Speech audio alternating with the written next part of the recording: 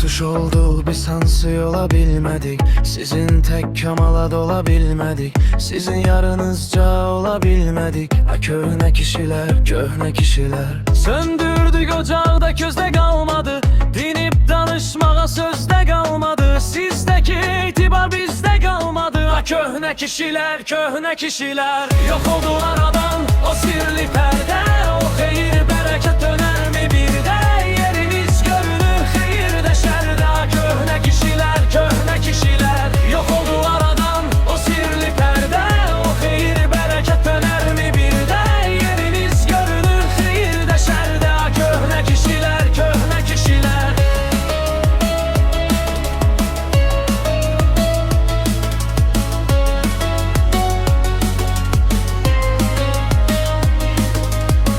Gelir tufan kimi gamlar gadalar. Kalır su altındaki çiğ adalar. Ay savatsız ağıl alim atalara. Köhne kişiler, köhne kişiler. Kimsesiz görünür bu dağlar sizsiz. Sovulur kuruyur bulaklar sizsiz. Yiyesiz kalıptı papaklar sizsiz. Köhne kişiler, köhne kişiler. Yok oldu aradan o sirli perde. O hayır bereket döner mi bir de? Yeriniz görünür hayır de şerde. Köhne kişiler, köhne kişiler. Yok oldu aradan o sirli perde.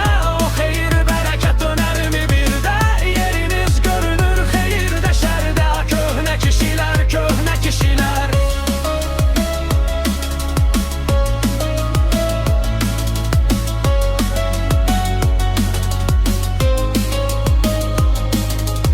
Geçmişik cengine amansız elin. Agilin adanı bilin mirelin.